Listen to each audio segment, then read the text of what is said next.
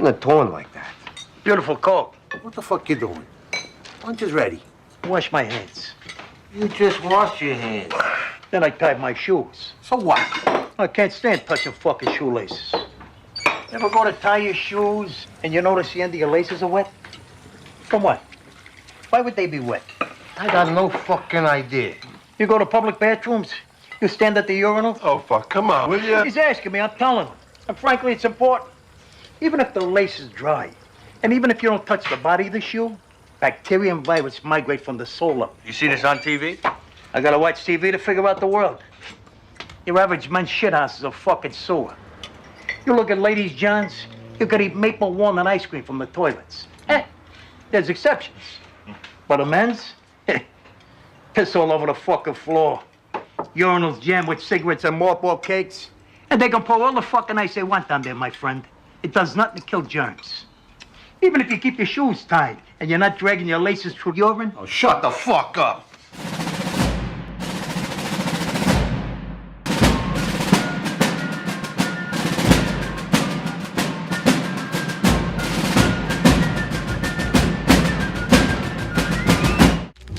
You let one ant stand up to us, then they all might stand up. Those puny little ants outnumber us 100 to 1. And if they ever figure that out, there goes our way of life. It's not about food. It's about keeping those ants in line. That's why we're going back. Does anybody else want to stay? Let's ride!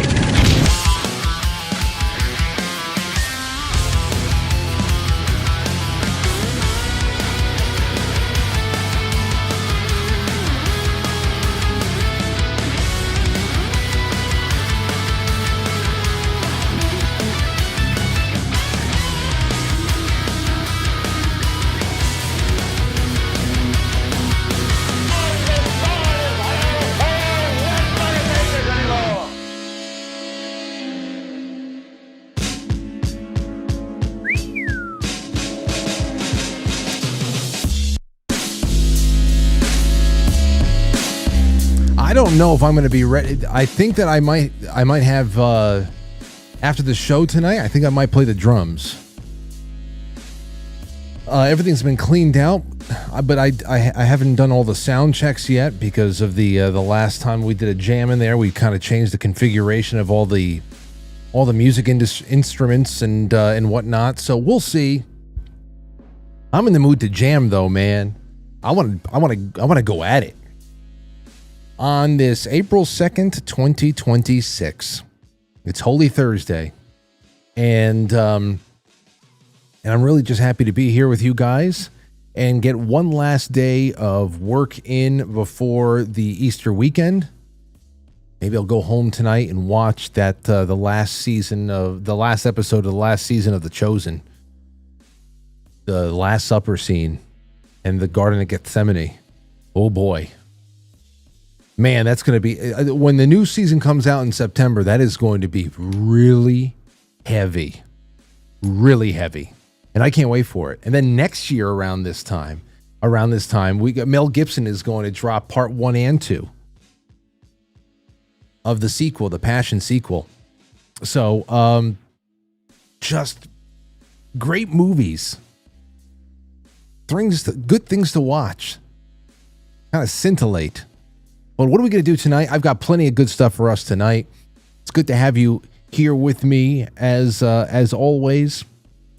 So nice. You know, I was talking to Lauren before, and this morning, and Aurora woke me up to wish me a happy birthday, and I was telling Lauren like maybe about an hour before we had to go pick Aurora up from her morning classes. And I said, I'll tell you something. This kid really has given me the permission to just to relive so many amazing childhood joys. And one of those things is the birthdays too, because she's just so happy about it. She wakes up, Dad, happy birthday, Daddy. And she's like crawling into the bed and all that stuff and just getting in my face and all that. And how can you not? I mean, she's genuinely happy. And that makes me genuinely happy about something that I just, I appreciate, I'm sure everybody else does too, when friends and family just pop up in your text messages and stuff like that. And it's good to have people check in on you and just to say hi and to see who's thought of you that day. But it's not like this. It's not like this. Like, she's just so excited. It's like, all right, fine. You made me excited for my birthday again because I just want to watch you squiggle around. And you know what they did? Aurora had an idea. She told Lauren that we have to get Daddy a skateboard. Now, you guys remember this from I don't know how many years ago, but I was still in my 30s because 30 was only 2 years ago, 30s. I told you that Lauren had destroyed my dream, that she lanced my dream of wanting to get a skateboard again and just, casually skating around, not doing the stuff that we used to do in high school. We're not jumping down staircases anymore or, waxing up stone surfaces at a memorial or one place or another and doing the lip slides and the grinds and all that stuff. And, almost breaking our ankles and just bouncing right back because we're teenagers and you're made of rubber still. It's like, don't do it. Like, fine. So fine. She took my nerve away. And now here comes Aurora, convinced Lauren to get me a skateboard. Of course, she got me a helmet and elbow pads and knee pads and wrist guards and everything else like that. But I'm just like, oh. So what is it? Like, what's the message here? Anyway, I'll tighten the trucks up a little bit and just be cruising around. And I'm not going to be doing anything crazy. A couple of pop shove-its, an ollie or two. I will not attempt to do a kick flip at first. You do that stationary, you kick flip into a patch of grass first. You don't do that, I won't do anything. Not going to do anything crazy. Going to show up on the air all fucked up. So, but that'll be fun. That'll be fun to skate around a little bit while Aurora's on her scooter. And that's my big update from today. I have a little bit here from the Artemis II launch. Now listen, wherever you think, here's a little bit of the Orion separation videos here. So as you know, it's like a 10-day journey. This is what the course that they're plotting. 10-day journey. There's the very diverse group.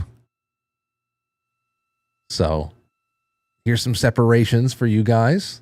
Whether you think this is in a pool somewhere in Florida or separation, good motion. Good motion. ATP go. Confirmation, separation from the interim cryogenic propulsion stage. Oh, yes. Motion. Go for 180 pitch, confirmed. Separation confirmed, Houston. Houston copies. All right, here comes the pitch rate.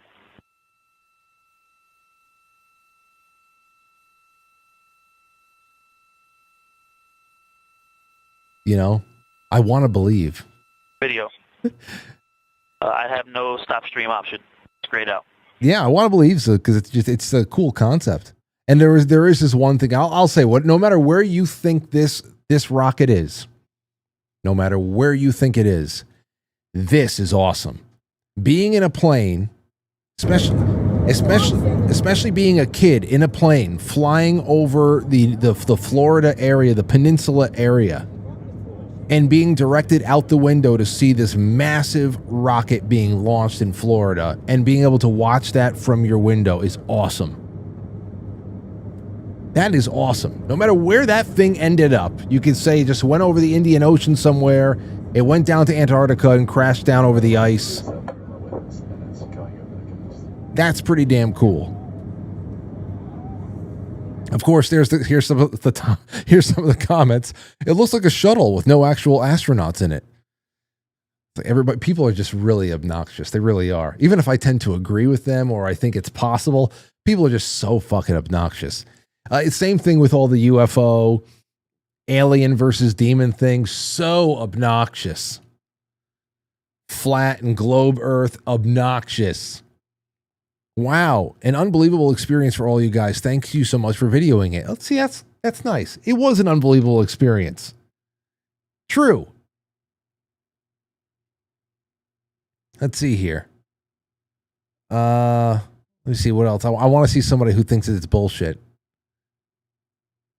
Hold on. Wow. The pilot's inner. Okay. Not bad. Not bad.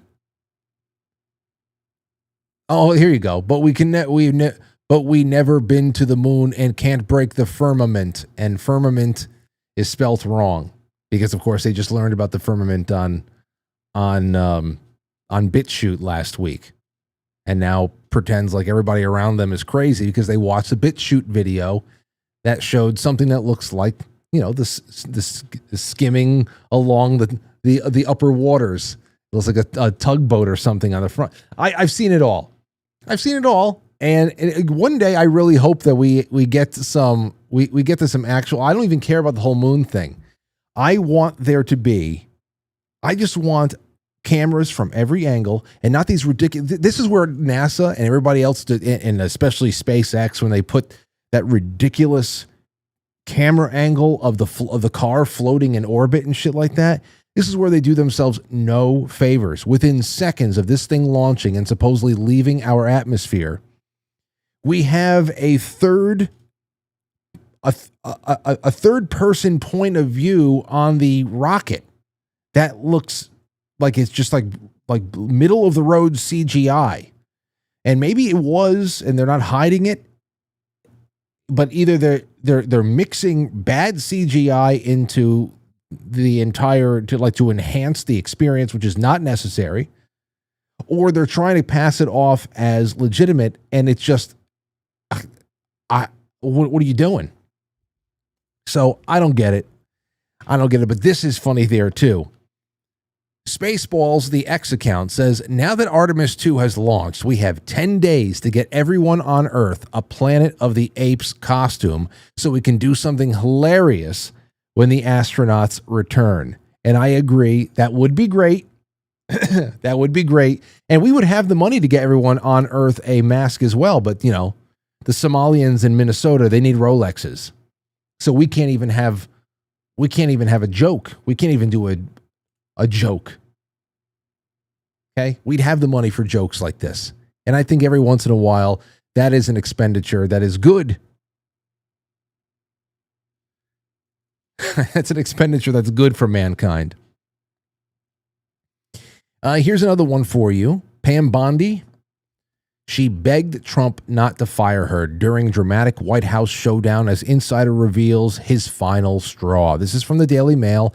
This got around today. Pam Bondi is out.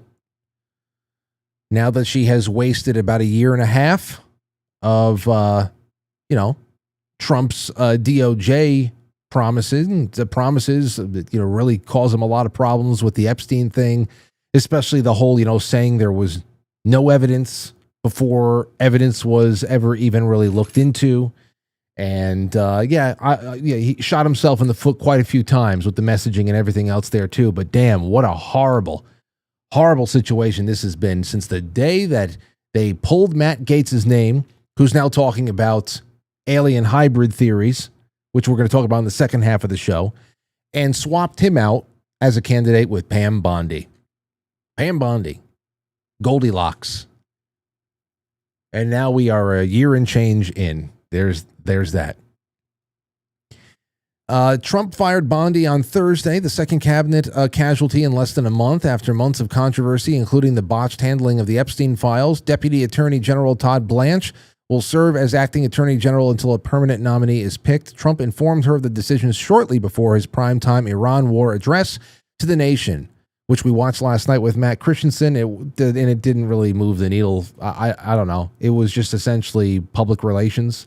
I was waiting to hear about timelines and whatever the hell else, anything that would be pertinent to, what the world after this was going to look like. But I guess we're not privy to that information, and therefore it was really a meaningless time spent. I was looking for something, but like I said, it's just not my cup of tea. I don't watch rallies either, so it's just we moved on. Deputy Attorney General Todd Blanche, and I hear that Lee Zeldin is the guy that they're going to try to get put into place. She was unhappy and tried to change his mind, a source said. Bondi responded by pleading to the president to give her more time in the role, but Trump remained firm that her time leading the agency was over. However, the president told her she was fired and that an announcement would be made shortly. So there you go. Kristi Noem and Pam Bondi gone. A little bit there. Here's a little bit more that I can tell you on the just general news and general interest around the world. That Punch the monkey that's been, bullied and had to run to the arms of a stuffed animal to be able to have some kind of affection. Well, it's just been like an up and down kind of a thing. He found a friend. He didn't find a friend. Somebody hugged him and brought him in as a family member. Then they kicked him out again right afterwards. He goes back to his stuffed animal friend over here. There was a report, a Punch the Monkey report about 2.5-3 weeks ago that he had actually found a female companion, a girlfriend. You can call it puppy love, but they're not dogs. And supposedly the girlfriend dumped him and now he's back to cuddling with the stuffed animal again, which I got to say, this monkey is pathetic. Does anybody else think the monkey's pathetic? Like, what's wrong? What is he doing? Can't look at all of this and say, man, everybody around him is just such a bastard. We don't know what the hell he's really all about. The things that he says, we don't know, monkey body language and inflections. It's like, perhaps he's a real bastard. Maybe he's not. Maybe he really is just having a rough time. But you know what? He looks like he can be a prick. He looks like he could be a prick. And I'm not going to put it past him. All right, here's a guy, I don't know his name, but he was one of the people who was interviewed during the No Kings protest last week in New York City. And he actually had a head on his shoulders, and he was giving a little bit of a preview of what's actually in store for states like New York, cities like New York City. And I'm all for it. I like this. I just wish that there were people of sound mind who would be able to learn from the impending disaster that's coming. What's going to happen is this part of the country is going to go completely Marxist communist. That's why the New York Stock Exchange is moving to Dallas, Texas right now. Everything in the financial world, which I consult to, we're moving everything down to Texas and Florida. We're done with New York. There will be no entry-level jobs for college students this year when they get out of school. This is going to go Marxist communist. My prediction, 2 years, New York will look like Detroit. Like Detroit. Have you been to Detroit lately? No, I have not, but I have people that have been, and it's very, very rough. Well, Detroit used to be the auto industry. Yes. And it was a vibrant, thriving city. Anyone could move there and become middle class very quickly, regardless of where you came from. You get a good job, become part of the middle class. Now you go to Detroit, there's nothing. The auto industry got sucked out. Wall Street and finance is being sucked out of New York City right now. All my friends that own hedge funds, they're in Palm Beach. We've left. I'm the 1%. Okay, I'm the 85,000 people that pay all the taxes in New York because our income exceeds $1 million. Well, I left. I moved my businesses and my residence to Florida so Mandami can't steal from me. Do you know what I should do?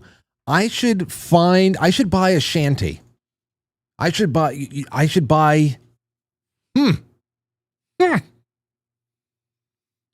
get like maybe 16-foot by 16-foot plot of land. Does anybody in Florida or Tennessee have like 10 plus acres that you would sell me 16 by 16 feet?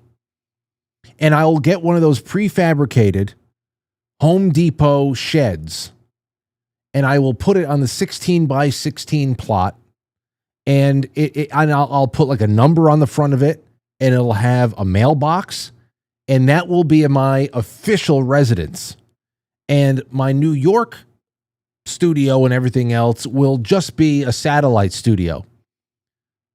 Maybe I can do that. Does anybody in Florida or Tennessee that has beyond 10 acres have a little 16 by 16 plot they want to sell me so I can technically live in your backyard? I think that would be really interesting for me to explore.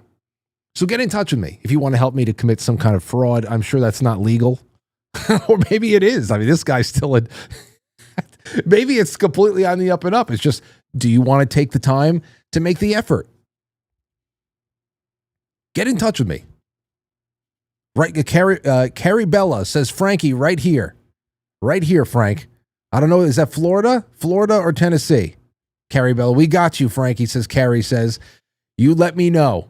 I just need 16 by 16 feet. You can put me in a corner. You could put bushes around it. It'd be like I was never even there. It'll be my little area. Okay? Oh, what's that? Oh, that's Frank. Quite Frank, he lives in the backyard.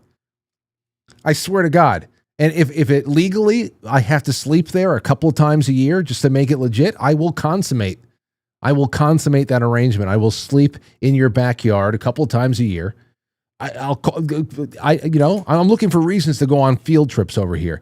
Take Lauren and Aurora down there. 16 by 16, I think we can set up a couple of sleeping bags and we can have a nice night. If you have a strong enough Wi-Fi, we can stream Netflix on a phone or something like that. It'd be fine. Carrie's from Florida. Good. Okay, good. Great. Shane B says nobody puts Frankie in the corner. It's my birthday after all. Casey on the Discord says, Frank, if a mama animal rejects one of its young, there's often a reason. Something's wrong with that one, and it wouldn't survive in the wild. You know, that's just the way it is. Lauren said, I'd shack up in a backyard shanty with you, Frank. I'd make it super cozy. That's what Lauren just sent me right now. I don't know if that's borderline inappropriate to have read on air, but I think it's actually kind of nice and sweet, especially to say on my birthday. So there you go.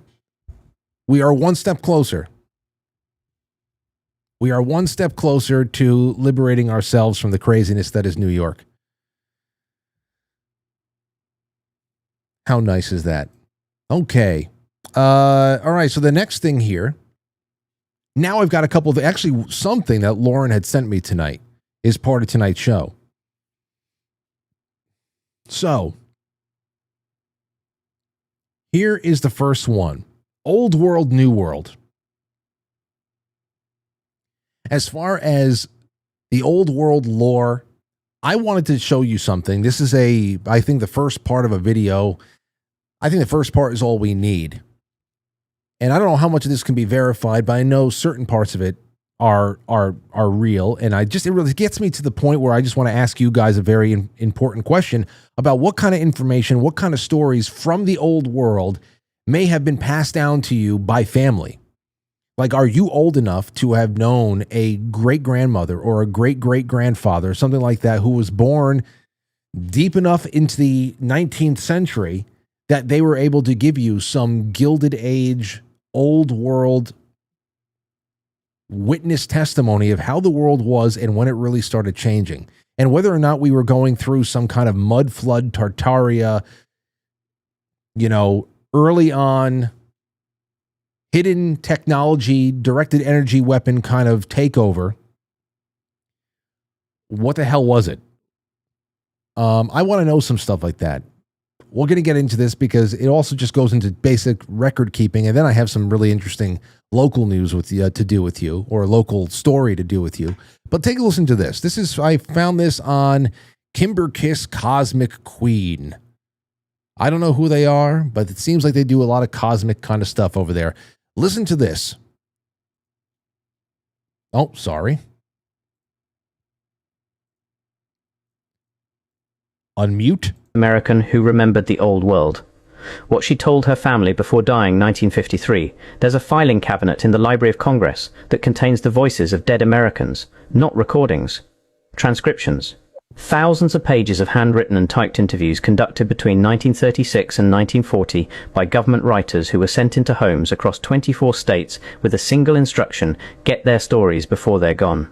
The program was called the Federal Writers Project. Now, this is real. That is real.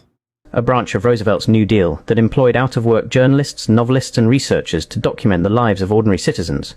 It was, I think all of the general accounts of what this was about trying to document the lives of people and their experiences during the Great Depression. But I think it really just became a little bit more of like gathering memoirs of people who were, who were alive way before what we would call technological modernity and everything at that time. So this is a real program. They collected 2,900 life histories. Then they filed them in the Library of Congress, where they sat mostly unread for nearly 40 years. I found them because I was looking for something else.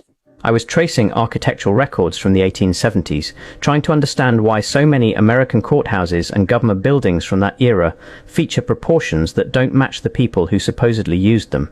The same question I keep running into. But the deeper I went into those archives, the more I realized the buildings weren't the real story. The people were. Because those 2,900 interviews captured something no textbook ever could. The first-hand memories of Americans who were alive before everything changed, and what they described doesn't match the history we've been taught. Let me explain what I mean by before everything changed. Consider the math. An American born in 1855 who lived to 85, not unusual, would have died in 1940. That means they were alive, speaking, remembering when those government writers knocked on their doors. They would have been children during the 1860s and 1870s. They would have witnessed the most dramatic transition in American history. Not gradually, not over centuries, but within a single lifetime. And their grandchildren, born in the 1920s and 1930s, heard their stories firsthand. Those grandchildren are the last generation that carries the oral history of the old world, and they're almost gone. Mary Kelly was born in 1851 in Southfield, Michigan. She lived to 113 and died in 1964. She was alive before the Civil War and survived long enough to see television in every American home. Maggie Barnes was born to a formerly enslaved woman in the early 1880s and lived to approximately 1115, dying in 1998 in North Carolina. These weren't extraordinary cases. The Gerontology Research Group has verified 16 supercentenarians born in the 1850s alone. Dozens more lived past 100. Hundreds lived past 90. An entire generation of witnesses whose memories spanned two completely different worlds. The government had the chance to record all of them. It recorded 2,900. Then it stopped. The project was defunded in 1939 after congressional hearings, turned over to state control, and effectively shut down. The interviews were boxed up, not published in any accessible form until the 1970s. 30 years of silence around the last first-hand testimony of Americans who remembered what came before. Before what, exactly? Now, everything from here on in, I don't know. You just take it with a grain of salt. This show tonight can essentially be an extension of last night's show, where we're just going into who knows. Could it be? What's the probability? That's where October 8, 1871 becomes impossible to ignore. Every American learns about the Great Chicago Fire. Mrs. O'Leary's cow, the wooden city, the rebuilding. What almost no one learns is what happened the same night at the same hour across 3 states simultaneously. In Peshtigo, Wisconsin, a firestorm consumed the entire town in approximately 1 hour. Between 2,000 and 2,500 people perished, making it the deadliest wildfire in American recorded history. The fire burned 1.2 million acres. Survivors describe winds strong enough to lift adults off the ground, flames that moved faster than a person could run, and a heat so intense that people crossing open ground simply burst into flame without being touched by visible fire. Reverend Peter Pernin, the parish priest who survived by submerging himself in the Peshtigo River, published his eyewitness account in 1874. He described a phenomenon that doesn't match any normal wildfire behavior. The available oxygen was consumed so rapidly that people who showed no burns were found deceased, as if the air itself had been weaponized. The fire created its own weather system, a vortex of superheated wind that behaved less like a forest fire and more like something detonating from a central point outward. The same night, Holland, Michigan burned. Manistee, Michigan burned. Port Huron, Michigan was threatened. Across 225 million acres of the upper Midwest, fires erupted simultaneously. The National Weather Service confirms these fires broke out across 3 states at the same time on the same evening. The official explanation is drought, lumber debris, and a cold front with high winds. Reasonable, except for one detail that has nagged researchers since 1883. The simultaneity. In 1883, a hypothesis emerged that fragments of Biela's comet had struck the atmosphere and ignited the fires from above. This theory was revisited in a 1997 documentary and investigated again in 2004 by the American Institute of Aeronautics and Astronautics. Witnesses in Chicago reported blue flames burning in basements, a color consistent with unusual chemical combustion, not wood fires. The theory has never been the last. Okay, and that's where it cuts off. I don't know if there's a part 2 to this. It sounds like it is. I don't know why you would stop in the middle of the last word. But toward the end there, now, anybody who has fought fires before, I have not, but I've interviewed people who have. And those kind of blowtorch-like conditions with the wind and everything else, from what I have heard from people I trust who are not fakers and are not covering for any grand conspiracy, have said and told me straight out, this is how fire behaves, especially when you are, in a forest fire situation. That's how fast it can move. And then, the fire tornadoes, and it's almost as if once the fires start raging, it creates its own weather system. And it becomes just, hurricane-like in its ferocity. But, once you start getting to the whole idea of simultaneous burns, it's almost like those satellite pictures that we were able to get from, disparate points all throughout the Canadian forests that are separated by many, many miles, where all of a sudden everything's smoking at once. And it wasn't because of lightning strikes. And we wonder, how much of this is arson, which we know a lot of forest fires, most forest fires are arson related.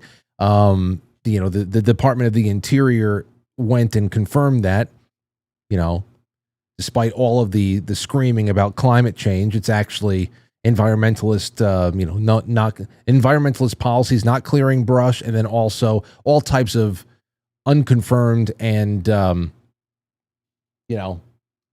arson, human campfires, whatever the hell it is. But still, it's so crazy when you have all these things just pop up at once and all of a sudden it's nuts. And, here we are in the 21st century. We're talking about, I wonder if it's anything from above. I wonder if it's something satellite related. I wonder if this is directed energy, and I wonder if it's there to, create one political movement or another, to create some kind of political expediency for one cause or another. And but we like give ourselves permission to think about that stuff here in the 21st century because we are just awash in all technology that we know. And at this point, I think we all assume that there are so much technology that we have not even been shown yet, that if we were to put it on a linear timeline from where we are right now, we'd probably call it advanced by 100 years. But to say in the late 19th century that there could have been some kind of aerial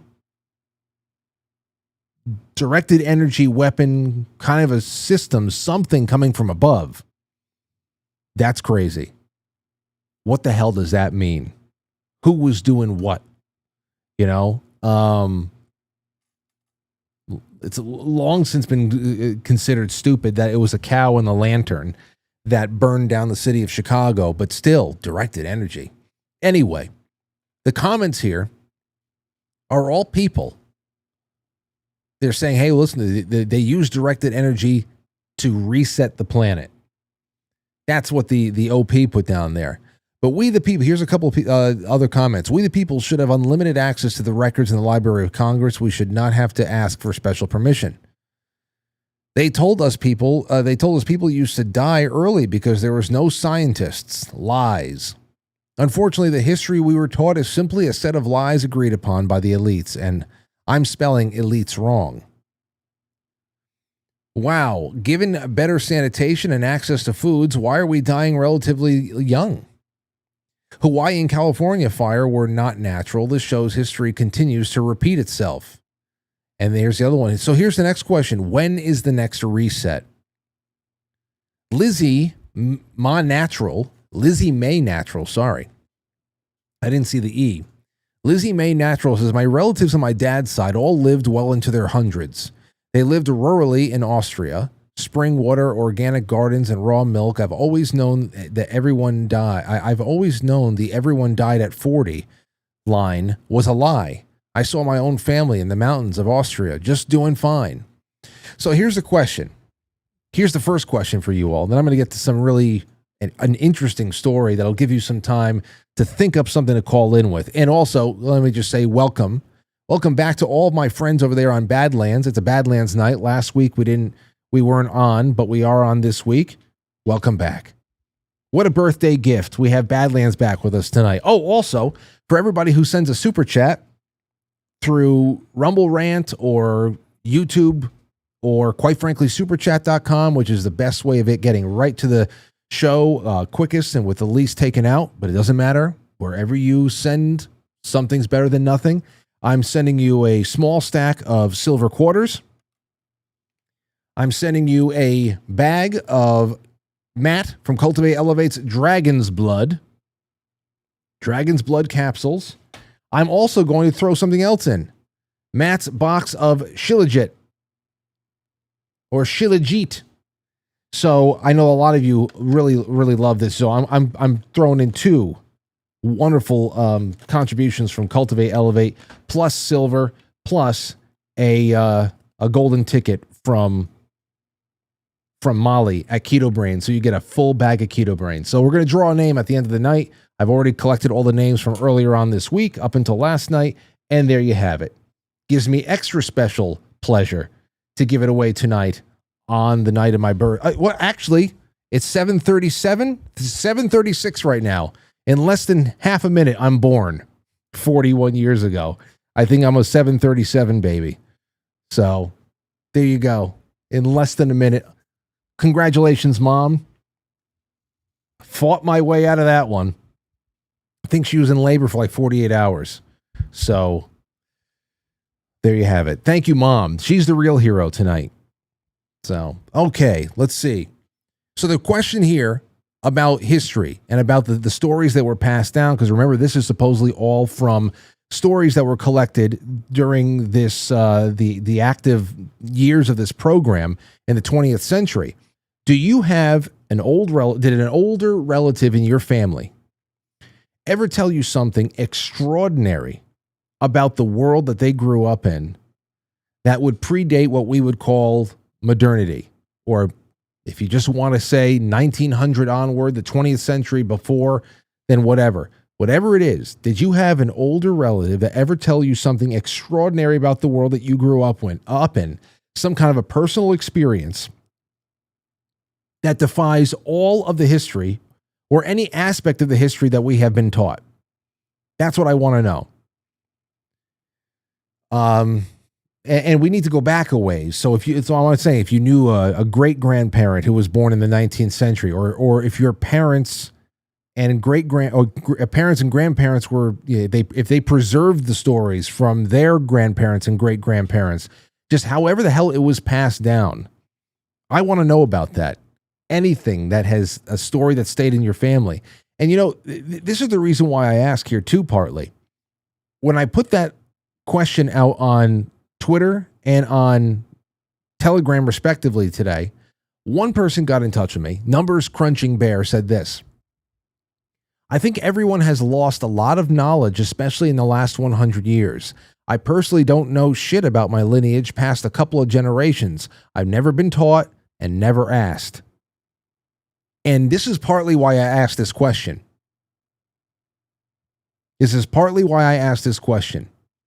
Because I'm generally interested in whether or not the preservation of history by way of the oral tradition is even a factor anymore. I mean, because that's another thing that we can say that the digital age has ruined, because we don't even really have a fair accounting of how much personal history is even being preserved anymore. We have so much of it stored all over the internet. It's a little bit counterintuitive. You think it's oxymoronic to say we have so much information out there that we don't know what we have. Maybe it's not oxymoronic. Maybe it actually makes a lot of sense and it's logical. Because, for example, you guys know that now I'm looking through all the 20 years worth of broadcasts that I've been doing, going back to 2006. And I'm looking at this stuff from over the 20 years of broadcasts, and I'm so disconnected. I'm reestablishing connections just by looking at it, asking myself questions. Wait, who's this person again? Why were they on the show so much? And just trying to get myself back in the mindset of being alive in that world. And it was 14 years ago, some of these things that I'm looking at. And I'm so disconnected from the memory of it happening, but it's also as if I'm watching it's like I'm watching someone else entirely. And I attribute that to volume mostly. Because, you think about photo albums, everybody's parents, grandparents, great-grandparents had photo albums. And the compiling of pictures in those photo albums, that was far more precious because they were unique physical prints. You can go get them duplicated, but it took a little bit more. You couldn't just copy and paste and, send a video file to your phone and to your iPad and to your computer and to several other people, and all of a sudden the picture is stored in 7 different places at once. You had to go through a little bit of effort there, and not only that, but they were all coming from rolls of film with very fixed number of shots. So you had to make it count whenever you took a camera out and wanted to take a picture, and even the shots that you messed up, they became very precious. Even the shots that you messed up with the disposable cameras, or if you had whatever the hell else. I had a couple of different cameras that, you load up the roll, you stretch the roll out, you clamp it down, you twist it in and all that stuff. I mean, even the ones that you screwed up became ultra precious. We delete every, I don't know, 4 out of every pictures we take on our phone, we just delete. Because they mean so much less. You don't have to preserve your shots. So, I mean, then you have to put it all together, those things. So now we're drowning in shit that we don't even know we have anymore. And at the same time, it's happening right now. As far as learning about what the hell was going on 25, 40 years ago, that's the perspective we had over there is becoming harder and harder to keep in mind. And now, so I'm just wondering, who out there? I've got nothing. I'll just tell you, I've got nothing. I have just been able to trace my family lineage back to just before the turn of the 20th century. One side of the family better than others. It goes back. Who knows what I can do over the years to follow, but I don't have anything to share on this. I just wonder what you guys have. I mean, so I know we have some people in this room, in these several rooms, that can trace their family lineage back to the Revolution, that they fought in the American Revolution. Now, I think we had 1 or 2 people that watch this show that can trace themselves back to the Mayflower. So I don't know what we have out in the audience, but I would love to invite you guys to call in 914-200-0269. That would be great to get you on the air. And I'm taking a shot in the dark because maybe you don't have anything. Maybe you don't. I don't know. But if you don't, then it just goes back to what I was saying before. I thought it was interesting that the very little bit of interaction those tweets and Telegram messages had were from people who admittedly didn't have anything for me and say, listen, I honestly don't know anything beyond a few generations and whoever I've known. Everything else is just, I don't know, or you make things up or whatever the hell. And I think that in and of itself is like, how does the past get lost? How do things that were once very well known just like turn to myth? Very quickly turns to myth. So I'm just putting that out there. You give me a call. Actually, let's take a call right now. We got one coming. Maybe we get lucky. 724, you're on the air. Go ahead. Hey, Frank, how you doing? I'm all right. Who's this? This is Mike from Pittsburgh. Hey, Mike. Long time, third time. Oh, good. You asked about going back into our history, and my Bubba, she passed away when she was 98, I believe, and that was 10 years ago. But she lived in Ukraine, and her mother, she can't remember who her mother was. She died when she was young, and her father wouldn't tell her anything about her mother, and it's like real weird. So I can't trace any history back farther than that. But another key thing I had was kind of weird is on my father's side, I was getting a box handed me down from my grandfather. He had passed, not my grandfather, my great-grandfather, and it had trinkets and a gold watch and stuff, but it had a Nazi badge, like pendant in it. And on the other side, my Bubba's brother died in the war fighting the Nazis against the Russians, and the Russians killed my Bubba's brother, and meanwhile the other side of my family was trying to kill the Ukrainians and the Russians, so I was screwed either way. But that's all I know. Well, well, Mike, you know what? That's this is also a very interesting call because another aspect, and it's you know what? Let me just let you finish real quick. Anything else you want to throw in there before I just say a few things and move on to the next caller? No, you're perfectly fine. I just that's all I know about it, and I find it kind of interesting how like a lot of people her age don't know much about their parents. Like Cabbage Patch Kids, you know what I mean? When they all came over in like the 20s and stuff, they don't know much, and she's dead now, so I'll never know, and I'm not ever going to do a 23andMe because that's like, hey, come and get all my shit.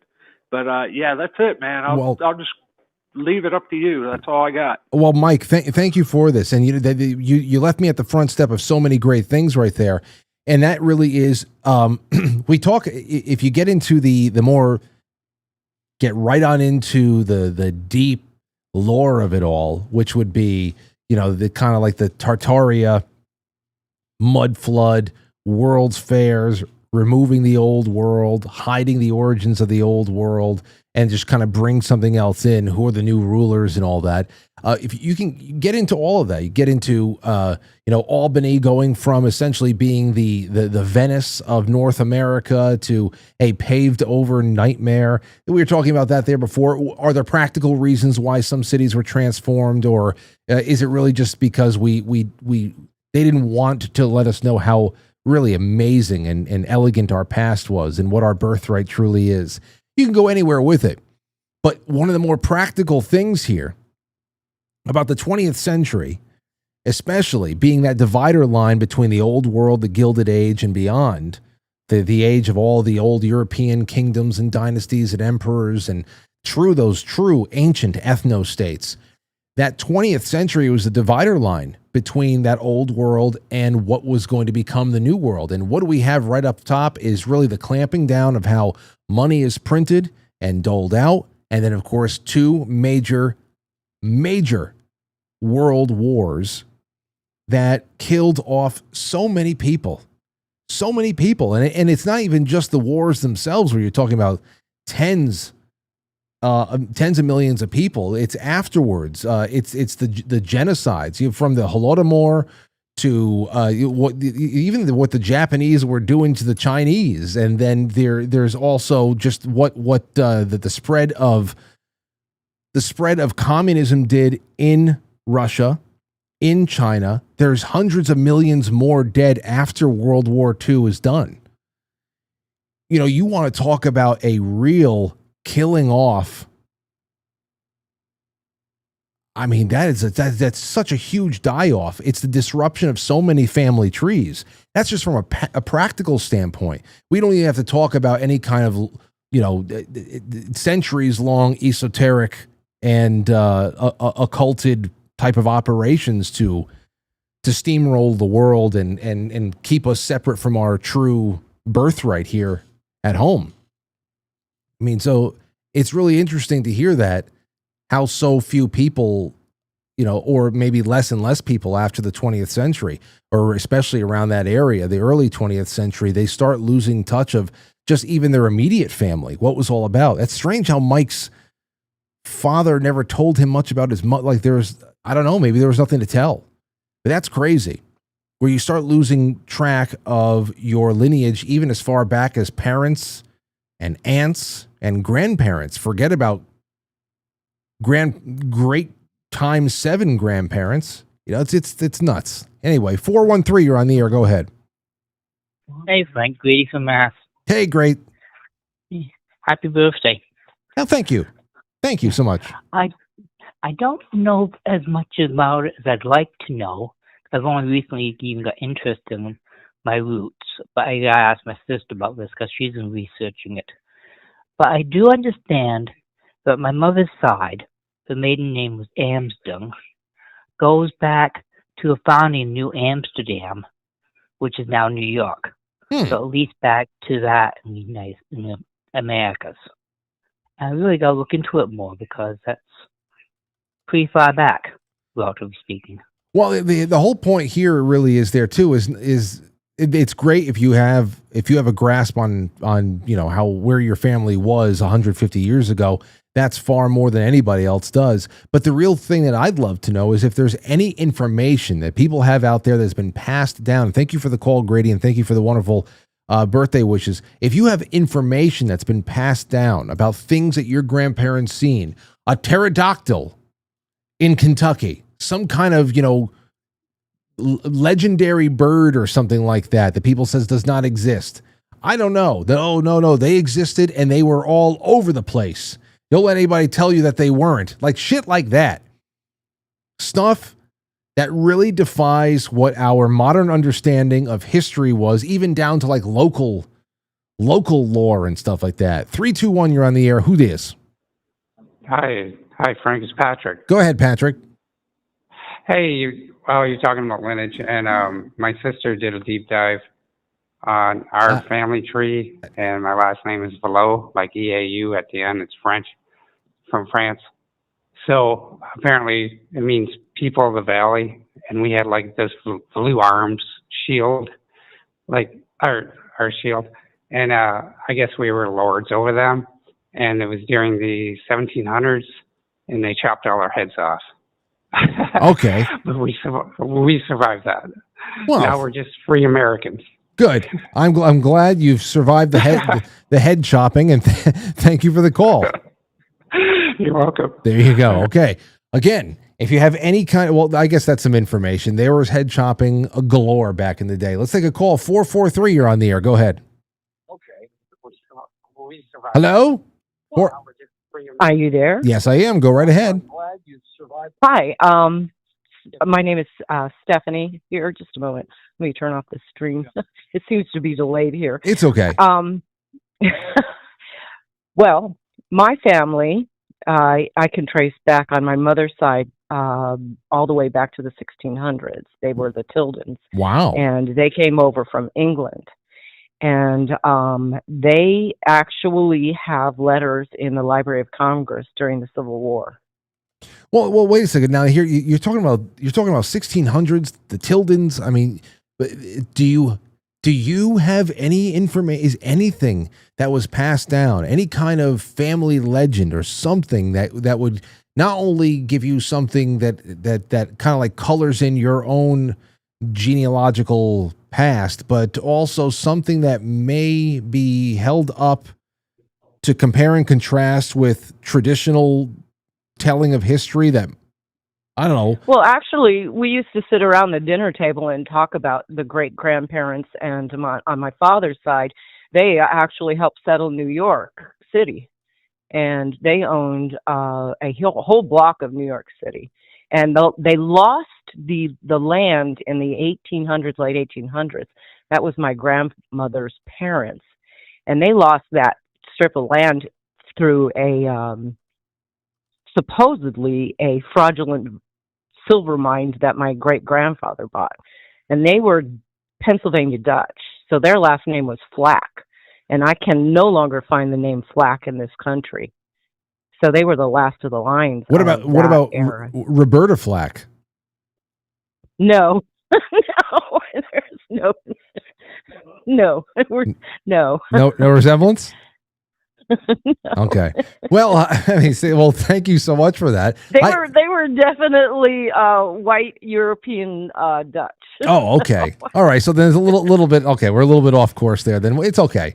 Hey, I was just trying to. I can trace back at least two sides of the family to the mother's side to the 1600s, the father's side. They were the second boat after the Mayflower. So I can trace back to both sides of the family. I even have my sister right now has in her possession and will not let me have it, is the family Bible on my father's side. So there's all kinds of stuff in there. You see, you got to crack open that Bible. You got to crack open everything and look for any kind of handwriting. Maybe they hit some kind of a clue or something, some kind of tidbit about the past that could actually change human history, not even just family history. That's what I'm talking about. That's what I'm talking about. You know? But I know that the letters are now, the letters from my mother's side are sitting in the Library of Congress. I've read a couple of them. I can't recall them, but they talked about the Civil War, which is really kind of fascinating. That's incredible. One was a doctor. Well, thank you for the call, Steph. This is a good one. Thank you. All right, take care. Good night. Yeah, good night. Take care. Yeah, see, this is the other thing here too. I've got a lot of great stuff that has been recorded in the past from my family, things that were recorded that before I was born.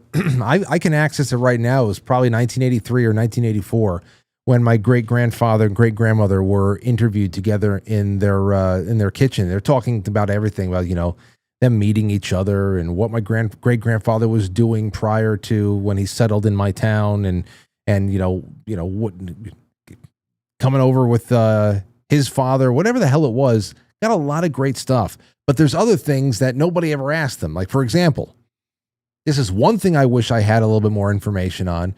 My grandfather was there in October of 1917 as a member of the Navy in Portugal at Fatima. And it's something that is known with no specific detail at this point because nobody is very good at just like archiving any kind of anything and writing anything down and getting as much details from people, but he was there to witness the miracle of the sun, and that is something that has stuck around. But of course, he died a little bit after, I don't know, 1992, 1993 or something like that. I was very young, maybe 91. I wish I knew more about that. I really do. I believe that's a generational blessing right there. At least I hope it is.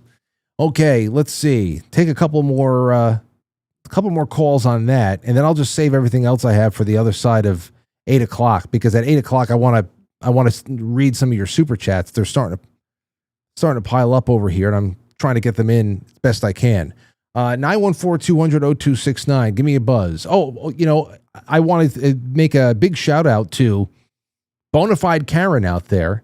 Her husband Mike also has a birthday today. Mike has turned 70. Well, happy birthday, Mike. Let's take a call. 361, you're on the air. Go ahead. How you doing, Frank? This is Mike Rutledge calling you from Corpus Christi, Texas. Wow. I used to go to Corpus Christi Elementary School. It's great to have you on. The body of Christ, brother. Indeed. So let me tell you a little bit about the family. My father has really grabbed this family tree. He started about 20 years ago and then got into the internet side with Ancestry.com. So we've gone back to 1626 in the land of, say, last name Rutledge. Mr. Rutledge, just so I let you know, I'm very interested in how ancient everybody's family trees are, especially the ones that have been planted here in the United States of America. But more specifically, I'm looking for any kind of preserved family history that might actually be a nice comparison to what is mainstream history, something that might actually defy the mainstream understanding of one historical event or all of human history. I'm looking for anybody who has not only passed down information about who their ancestors were, but maybe some kind of information that the ancestors had. That's just more specifically, so everybody who calls in from here on in knows what I was asking a bit clearly. Yeah, the more clarity, the better. Okay, so the tidbit through family tree and history in written word is that two signers of the Declaration of Independence, John and Adam Rutledge, which were direct descendants. Also, the family rumor, I say rumor, it's written rumor because it can't be proved genealogy-wise, is that my great-grandmother's niece was Anne Rutledge, who was fiancée to Abraham Lincoln. who actually died before the wedding, and it was rumored that she was actually assassinated, sir. Really? You see, okay. Well, listen, rumors count. I would love all types of lost history rumors. That is great. Okay, I'll take that. So you're saying that it's rumored that he had an earlier engagement that was essentially broken off by way of murder? History shows that Anne Rutledge died of rheumatic fever or something, but because of political aspirations, there was a reason for her not to be part of Lincoln's going forward in his presidential. Okay. Yeah, Anne Hanks. I'm sorry, Hanks. Not so. Yeah, she would have been. She would have been a Rutledge, and the Hanks is the Anne side of my grandmother. So anyway, they say that the political aspects of her family tree, or her family versus Abraham Lincoln's family, is the reason she was not married to Abraham Lincoln. Okay, well, listen, I'm going to take that. I'm going to take that and run with it tonight, sir. And one night we're going to just do a 6 degrees of separation night again, where everybody can really flex their muscle on the family tree. And I want to hear about it all. Thank you for calling from Corpus Christi. It's been great to talk to you. I want to take a couple more people on. Right there, guys. That's what I'm talking about. I want a little bit more on that. All right, go ahead, sir. You're on the air. Yeah, that last caller, I don't know, that was talking about he's related to Abraham Lincoln. No. From the Hanks. Oh, he said he. I don't know. It sounded like he was related to. I don't know if he said it's related, but I'm actually related to Abraham Lincoln. Okay. He's my sixth uncle. But no, there's another thing I was going to mention as well. I'm related to going on topic. Marabou Bonaparte Lamar. He was the second president of the Republic of Texas. Very interesting. And during like the 1830s and stuff, there were the Comanche were committing lots of atrocities on settlers. And a lot of people don't talk about that, but that was passed down throughout my family history on what the Comanche did to people and how savage they actually were. Okay. Well, then, like skinning people alive and that's the firsthand, or I would say passed down accounts of that is very interesting stuff there too. I would have to imagine that the ability for any Native American tribe to be savage in that respect in war and all that other stuff is probably not going to be greatly disputed. But wonderful to pass that down. Thank you so much. I want to take a couple more before we get on to here, because I have to tell you something else that I think is really cool. A lost bit of history that I just learned recently. I'm going to take one more call and then we're going to get to this other story, and then we'll bring you guys back on in a little bit. So if you feel like, oh damn, I didn't get through, you're going to have another chance to try. So 972, you're on the air. Go ahead. Frank, I have about 30 years ago, to capture what you're talking about, family history. Mm-hmm. My sister and I went to my grandmother's house, and we recorded all the family history that was spoken about in the evenings when they had no radio and TV to keep you, occupied. And so we have recorded history of our family from her side. I also have my uncle from that side too. He made a book about my grandfather's adventures and his side of the family. There's tons of stories So that the- are just incredible. So give me that are not in the history books. That's what I'm talking about. So if you have all this recorded, and I'm sure that you've had some time to thumb through it all, do you have one that sticks out on the top of your head that you can share with us right now? And if not, you definitely got to call back after you look through the books and find something. But this is what I would like to hear. If you have a trove of these stories, then I would love to hear just like one right now. Yes, sir. There is one. My granny, she came from Florida, and during the Trail of Tears, they did the trail through Florida, starting there. And one of our ancestors wanted to go to the Trail of Tears, but her parents said, do not go, do not go. Then the next day, after they had passed, she went. And she found a baby that was left behind, and she brought it home. And the family raised that baby that was an Indian, a savage back then. And they dressed it up, and they took it to church, and the church denied them entry because of the savage.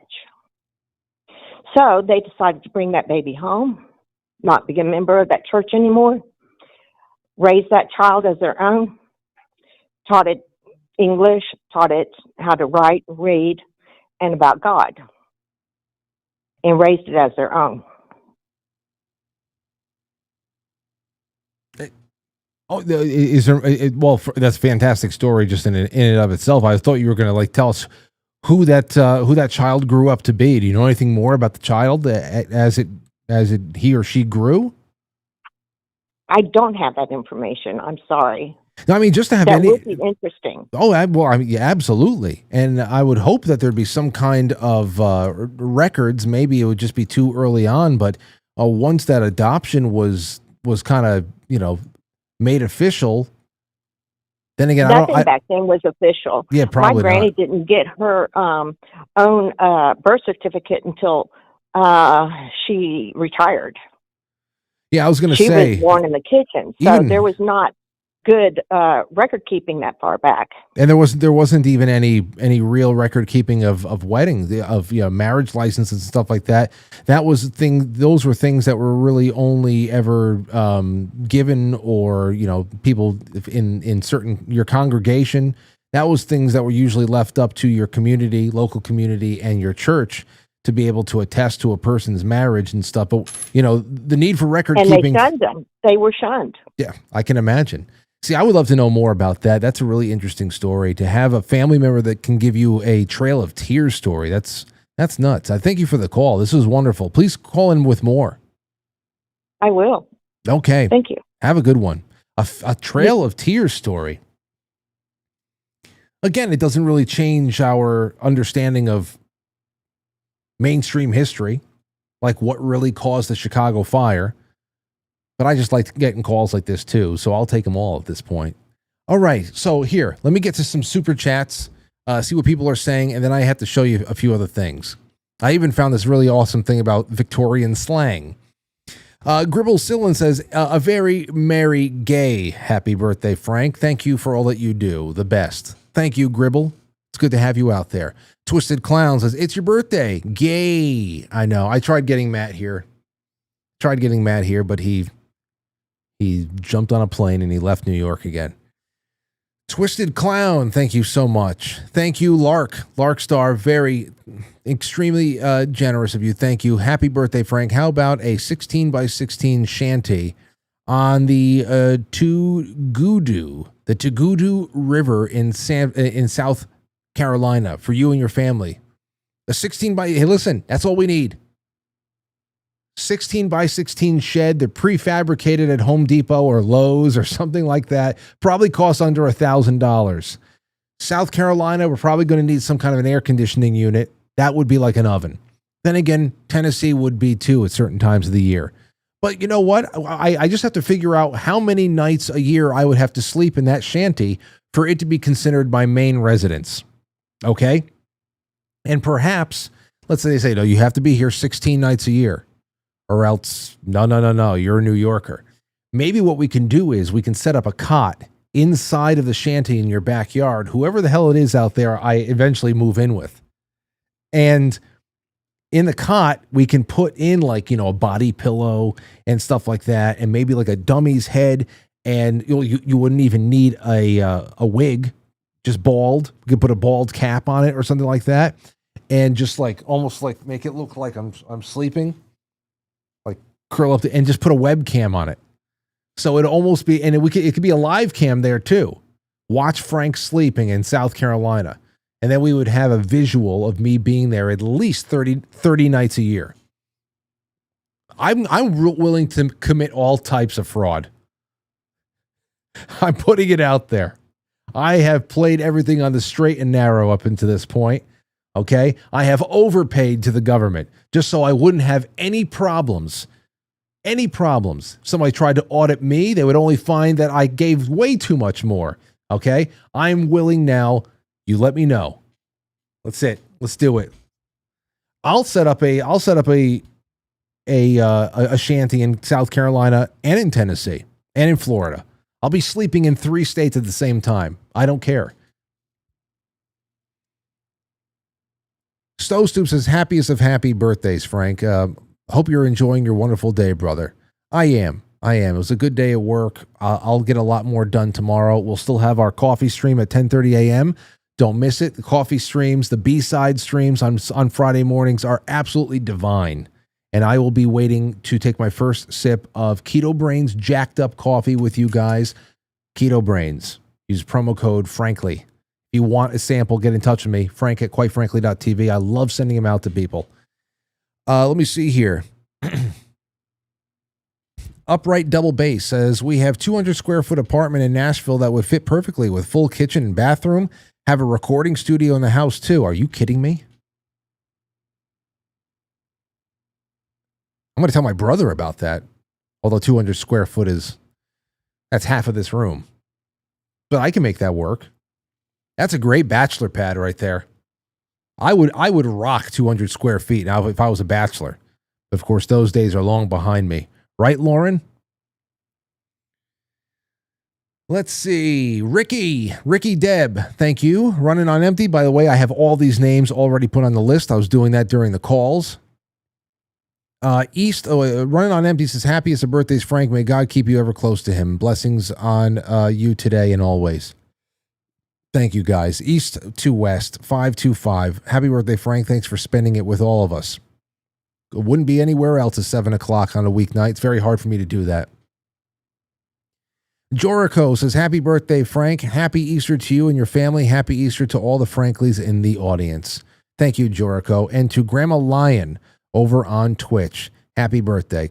Thank you. Joe Martinez, Karma Nina, happy 41, Frank. Hope your birthday has been fabulous. Jeff Lamb, happy birthday. Wishing you a wonderful day. Hope your birthday is as bright and wonderful as you are, filled with love, laughter, and all your favorite things. Here's to another year of growth, adventure, and sweet memories. I'm going to work my ass off to make sure that is what I can bring you guys. A nice adventure. Let's adventure. Lauren just texted me, said, no bachelor pad for you. Damn it. Lisa says, happy birthday, Frank. Thank you, Lisa. And Paul. Hey, Frank, I just wanted to wish you a happy birthday. Thanks for all that you do. Jeannie, hope you had a blessed day and blessed Holy Thursday. That's over there on Twitch. And Crestmont Bear, every day is a gift, Frank. That's a good man right there, Carl. Molly Artie says, happy birthday to the best show on the net. Your regular presence is a touchstone of sanity in an otherwise insane world. We hate this show. Thank you. Thank you, Molly. And then Rev Chuck says, big gay birthday, Frank. Happy one. And then Jay Britz wishing you a good one. A happy birthday. Appreciate all you do. I know you do, Jay. You're a good man. Blacked Out Brunette says, happy B-Day. Thank you. Okay, so I'll get to everybody else in a little bit. Now listen to this. Listen to this. Greenwich, Connecticut, right next door. This is an insane story. I had no clue about this, and Lauren sent it to me, who was actually a Greenwich girl. Very snooty. She's a very snooty person. This is incredible. Did you know this? Because I didn't. Did you know that the UN was essentially, that Greenwich, Connecticut was the first place that the UN wanted to set up shop. And what they wanted to do was actually far worse than what we have in Manhattan right now with that terrible hard drive looking building down there. Okay? They essentially wanted to set up a Vatican City-like status, a Vatican City-like state right next door to me. When Greenwich kicked out the United Nations, it would have been the free city of the United Nations, but Greenwich would have none of it. I am so grateful for Greenwich right now. I never thought I would say that. Peace after World War II was shattered in Greenwich, Connecticut, when a United Nations site committee started looking at land for its new headquarters in the Tony suburb. Maybe the tiny suburbs or Tony? What does Tony mean? Anyway, the news came in December of 1945 to the Greenwich Time newspaper by Prescott Bush, a resident. Yes, there's a lot of Bush residents, Bush, presence around here. A banker, future U.S. Senator, and father of George H.W. Bush. It shocked the town of Greenwich. Of course, Barbara was from Rye. 51 countries formed the United Nations in 1945 in the aftermath of World War II. They intended the organization to end future wars, but the first UN needed a place to meet. The United Nations Organization Site Committee, headed by Dr. Stoyan Gavrilik of Yugoslavia, had chosen a 42 square mile site.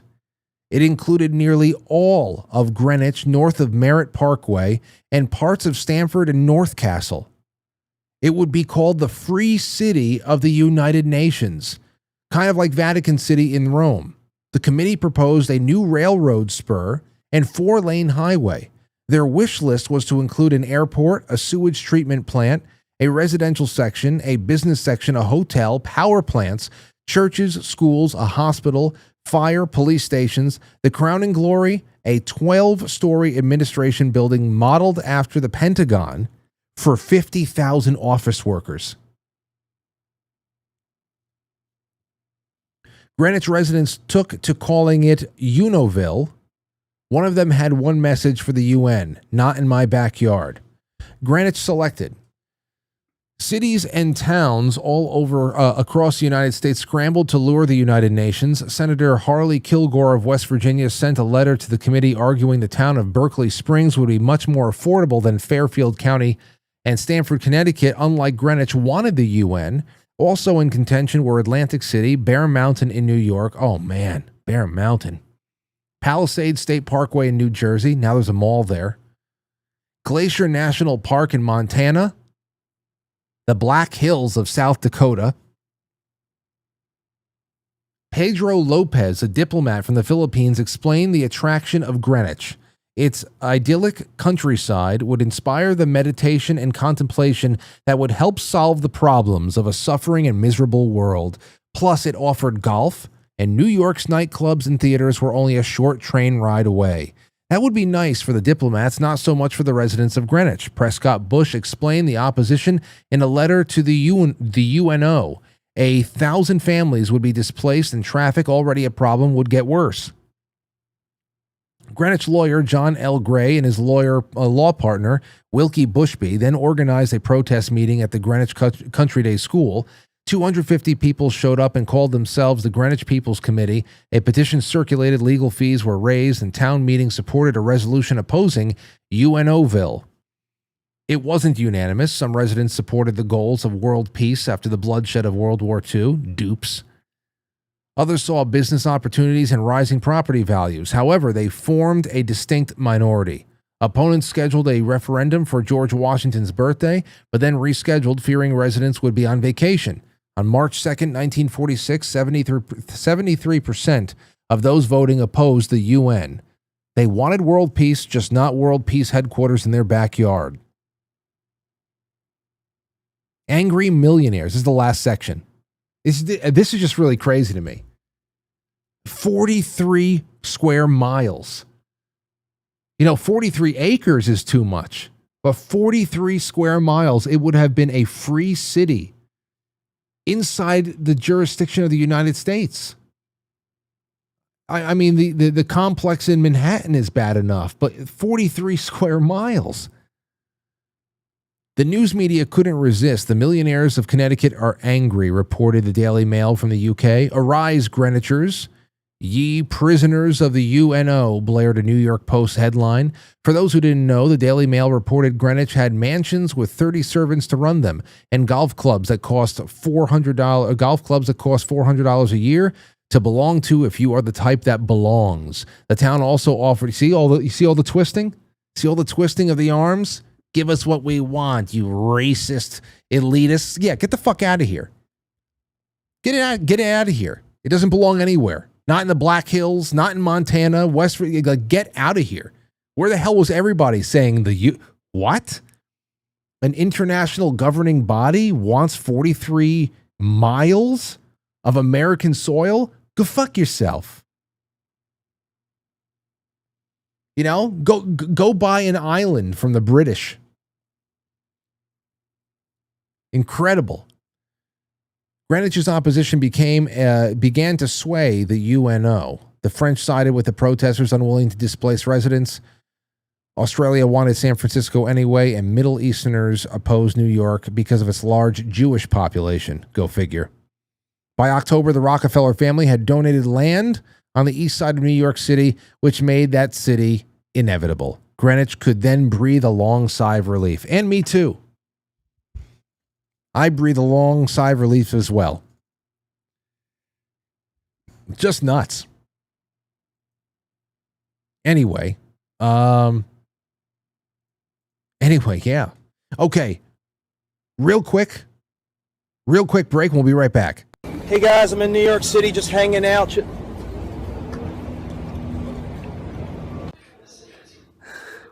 I'm gay.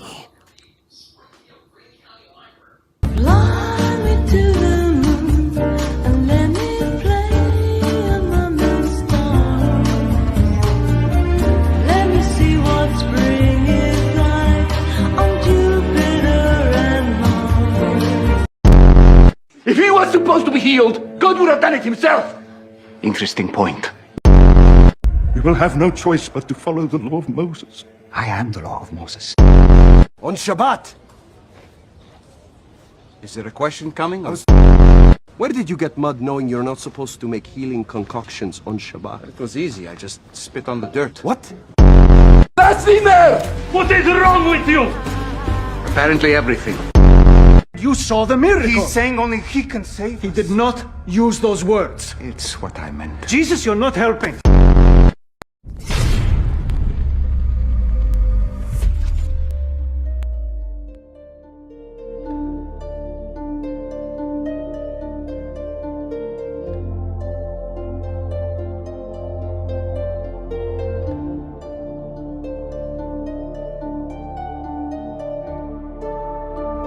Okay.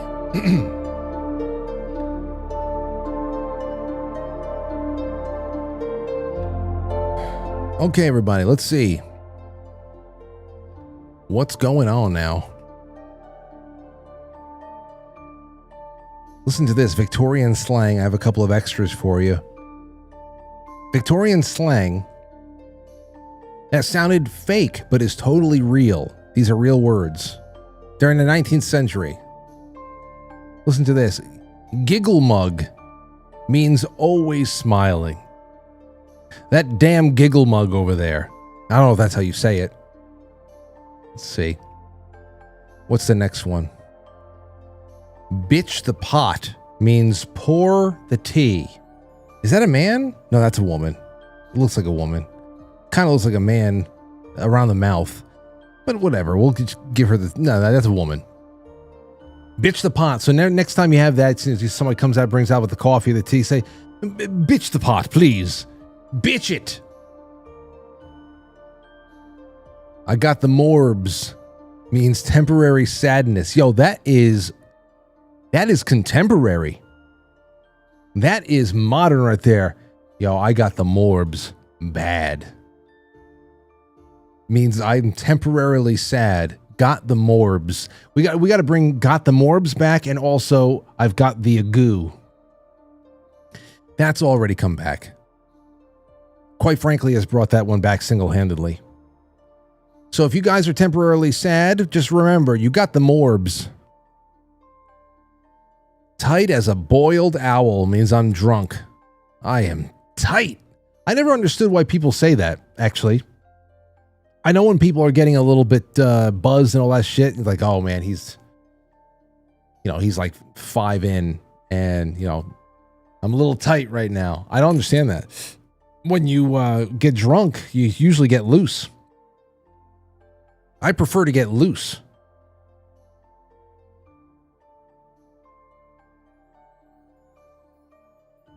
Poked up means embarrassed. Yo, I was poked up. Absolutely mortified. Poked up, I like. I think we should bring a poked up, got the morbs. Cupid's kettle drums, breasts. Yo, you see Cupid's kettle drums on that one? Damn. Damn, son. Damn. No, I don't like that one. I'm not up to dick. Unwell. Yeah, what are you up to? I ain't up to dick. I'm not up to dick. I think I'm going to use that one too. We'll go back. We'll go back to all this. Is that the last of it? Okay, so up to dick we're going to start using. That means you're unwell. Poked up, embarrassed. I think we can bring that one back. Tight as in a boiled owl. That's up to you guys. I'm not going to use it. Got the morbs. I'm probably not going to use it personally, but I would accept and encourage anybody else out there to use it. Bitch the pot. I'll forget about it after tomorrow. Giggle mug. No, thank you. So that's really just what it comes down to. Poked up and not up to dick. Are you guys going to be using any of that stuff? Let me see. I'm looking at the chat room. Everybody's... I like tipsy, says I bitch slap Satan. Yes. Not up to fuck all. Yes. Oh my gosh. I'm feeling loose as a Peking duck, says underscore DJ underscore on Twitch. More of this, please, says Misfit. We should get down to this. Not up to deek. Dick is my name. GDSOB. Whoa, what's going on, GD? Oh, man. It's good to see GDSOB in there on my birthday.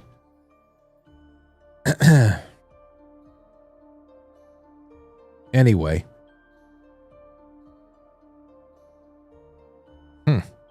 Peeking in on the Twitch over there. All right. Anyway, that's something here. Now, here's something else that I was going to give to. I'll put that. Maybe put that in bookmark so I don't lose that. Here's something that I got from a friend of mine, and he wrote into me. What the hell do we have it here? Actually, it was my. It was a friend of mine, Jarrett. My friend Jarrett over on Instagram, and he emailed me over there, and he said, "Hey Frank, I listened to your podcast from last night with Matt from Cultivate Elevate about the Sphinx and the ballroom, and it made me think of a theory. Me and my wife have been watching that Paradise show on Hulu about the bunker for the elites. What if there is a bunker under the sand in Egypt where the elites of their time are still living?" And I said, brother, we are on the same page. My brother and I, we've been talking about that for years now, where the real elites are living. The ones, where are they in the world where all the people who are 200 plus years old, where they have removed themselves from society to go live, where they're not raising any eyebrows because they're not getting any older, they're just sticking around. The people who have kind of, transferred their souls into new bodies, like Barbara Bush or Queen Elizabeth or something like that.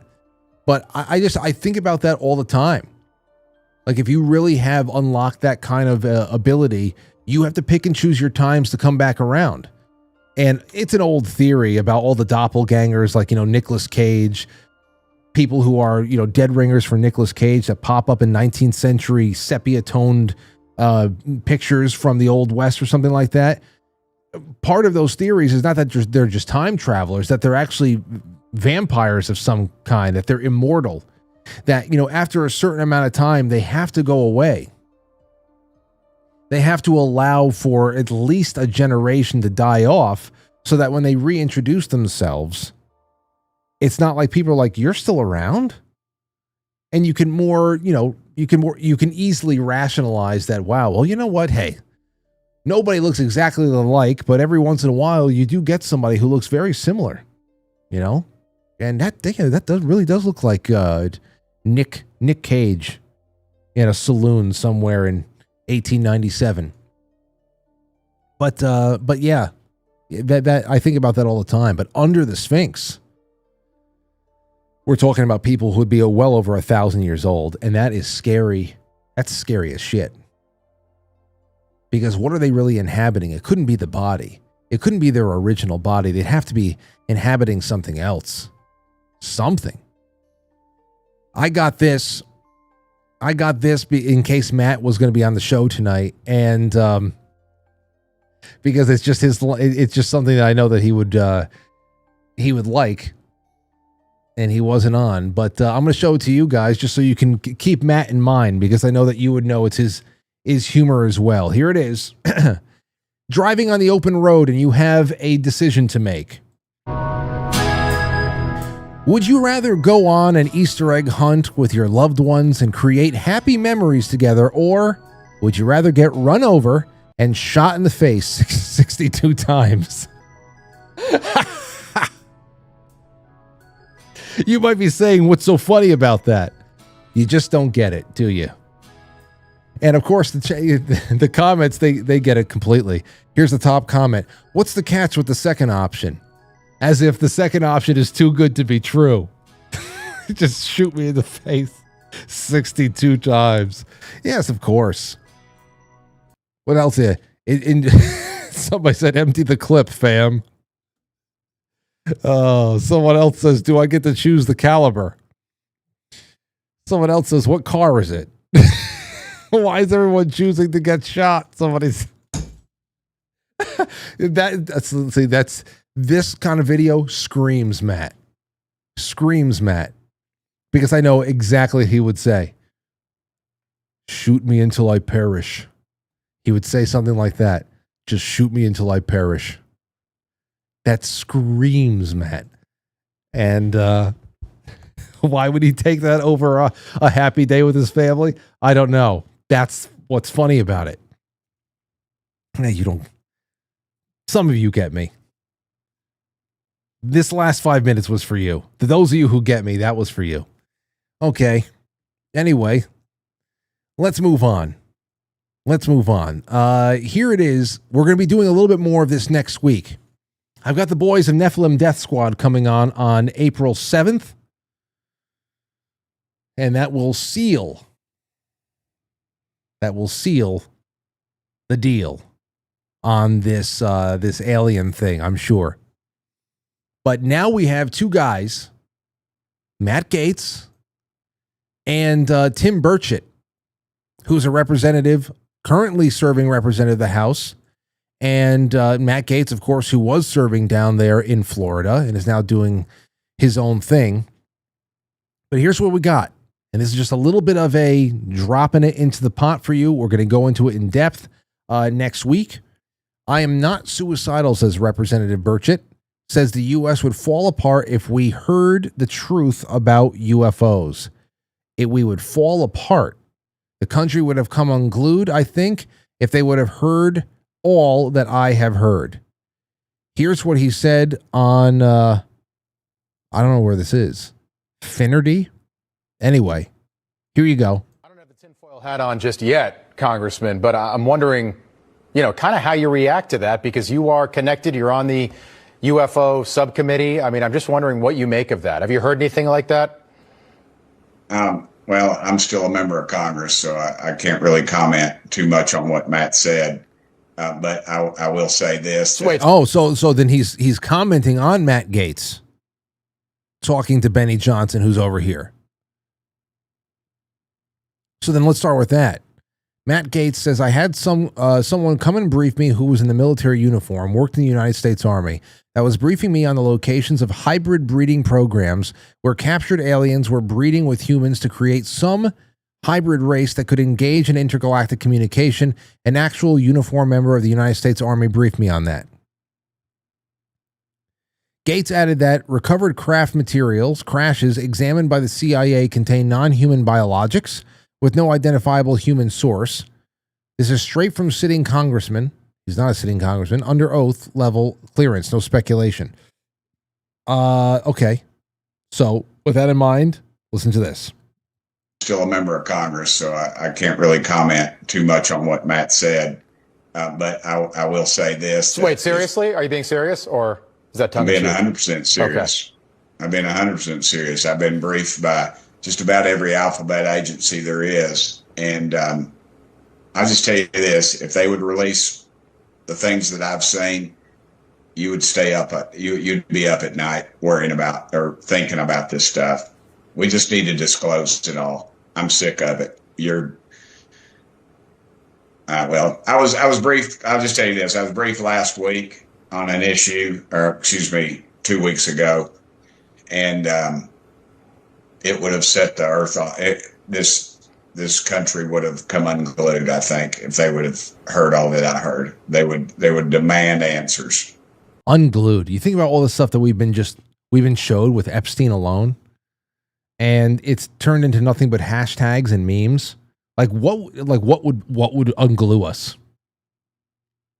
What would unglue us? We don't believe anything we see anymore. And then the stuff that we do believe and we see as the most urgent, people with the power to do something about it just kind of like shove their thumbs all the way into their asses and sit on it. So, perhaps Tim Burchett is just talking from the perspective of if all things were sane, then things would come unglued. Because we would be seeing all the same things for the same reasons. Perhaps that's just his perspective. Maybe he's just too sane of a man. I don't know him too much, but still. And we need to. But, it's never going to get, unfortunately, it just keeps getting covered up. And the people that know are dying or disappearing, as the case may be. Wow. And for the record, I'm not suicidal and I don't take risks. So, I'm glad you said that. I'm speechless, Congressman. We will have you back. You should be. And I told the president, release it all. And the problem is the people that are around the president don't know and the president doesn't know the questions to ask. A few of us are going to have to get with the president and tell him what he needs to ask and where he needs to look. I mean, we're in meetings and they give addresses and tell locations of items, I'll just say. And the public has a right to know, dadgummit. It's your tax dollars. Absolutely. Let's get it out there. You got my attention, Congressman. I appreciate you. Need I remind you, though?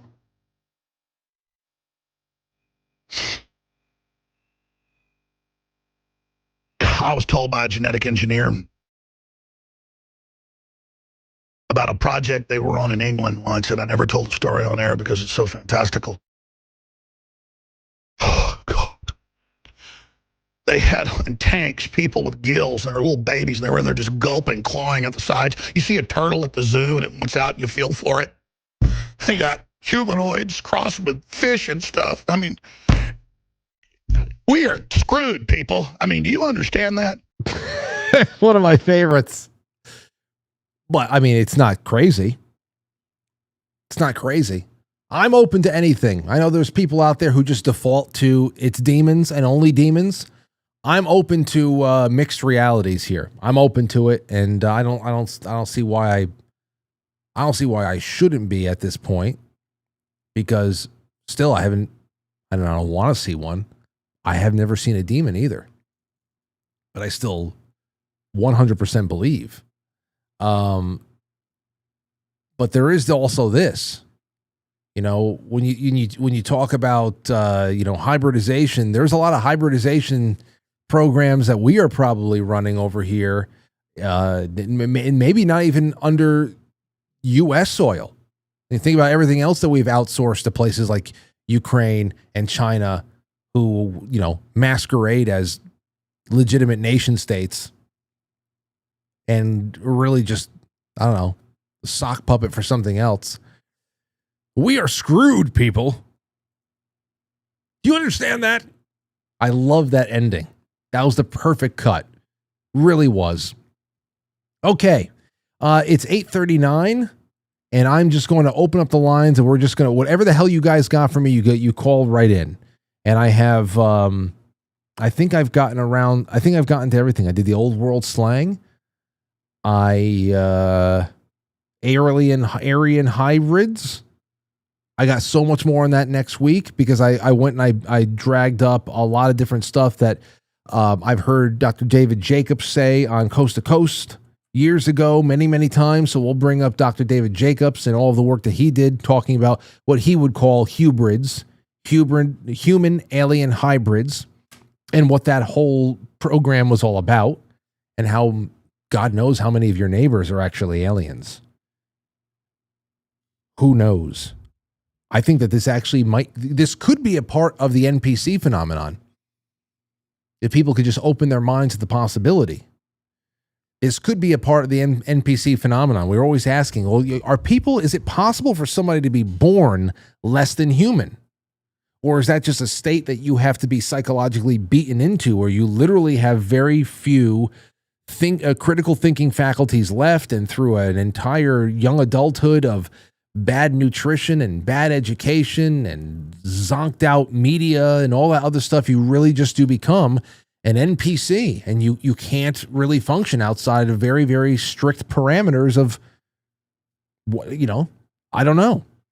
Is it possible that there is some sort of an alien hybrid aspect to the NPC question? Don't get me started. 904, you're on the air. Go ahead. Ciao, bello, come stai? Hey, good to hear from you, friend. What's up, brother? Hey, man, two quick things. Yeah. I'm disappointed I wasn't called to breed with these alien whores, but maybe they got a hold of Big Pump, King 40. I don't know. Wow, that is a throwback right there. I used to have, I still have my Big Pump T-shirt. I think he hasn't called himself that in years. Anyway, it's good to hear from you, friend. Thank you, man. And the second point, it's been a few years since I've been able to sing happy birthday in Italian for you. So, Tante Gurriate, Tante Gurriate, Tante Gurria, frankincense, Tante Gurriate. Oh, mille grazie. Thank you. Piacere mio. Okay, man. Well, listen, call in more often. It's great to hear you again, and I'd love your opinion on other things. Hell yeah. Stay well and blessed, brother. God bless all y'all. All right, be well. Be well. Be well. 618, you're on the air. Go ahead. Hey, Frank. Hey. Happy birthday, my friend. Thank you. Are you on speakerphone right now by any chance? No, I am not. I'm on a landline. Oh, okay. Okay, we'll get a little bit closer. Okay, here we go. As far as genealogy, my wife traced my dad's side to England of 1430, and that's as far back as she could get, and she did it all with open source, stuff, without Ancestry or 23andMe.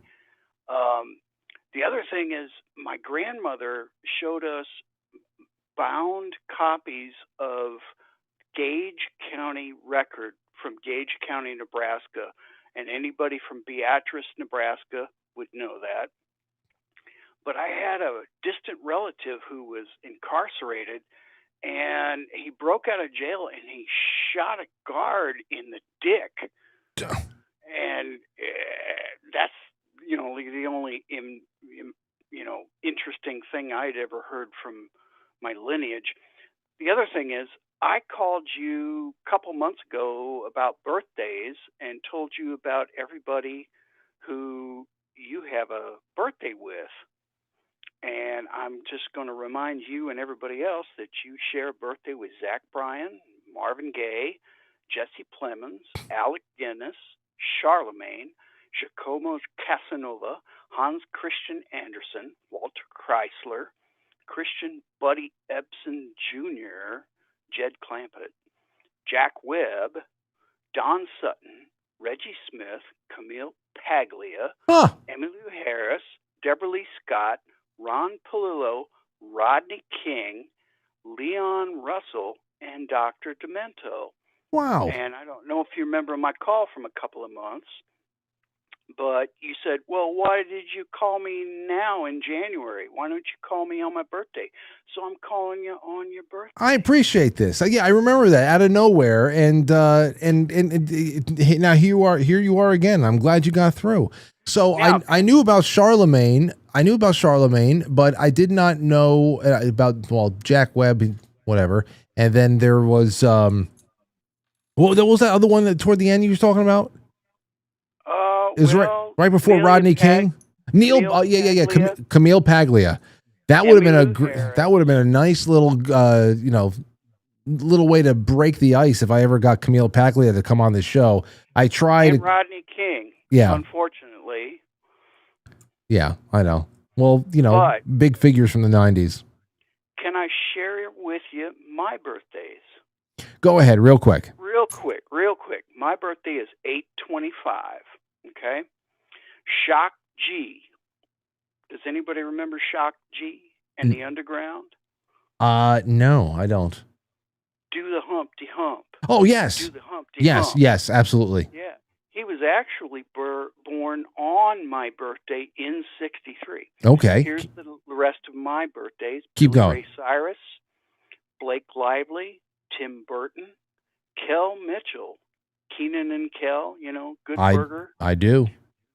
Sean Connery, Gene Simmons, Rachel Ray, supermodel Claudia Schiffer, Regis Philbin, unfortunately Michael Cohen, Alan Pinkerton, Walt Kelly, who used to animate the Pogo cartoons in the papers, Van Johnson, Leonard Bernstein, Monty Hall, Tom Skerritt.